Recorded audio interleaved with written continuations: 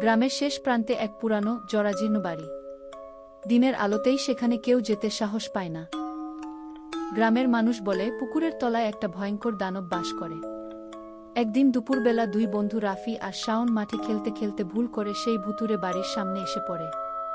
তারা জানত না এখানে আসা নিষেধ। গেটটা আধা ভাঙা, আগাছায় ঢেকে গেছে। সাহস করে তারা ভেতরে ঢুকে পড়ে।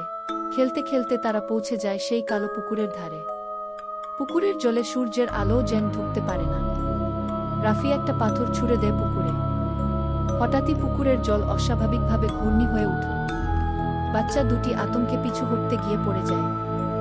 দানব তাদের দেখে গর্জন করে বলল, তোমরা আমার ঘুম ভেঙে দিলে।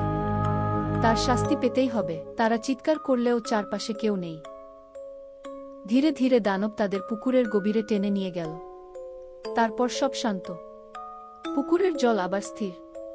কেউ জানে না সেদিন ওরা কোথায় হারিয়ে গেল। গ্রামের মানুষ পুকুরের ধারে যেতেও ভয় পায়। এখনো রাতে কেউ কাছে গেলে শোনা যায় বাচ্চা দুটির কান্নার আওয়াজ।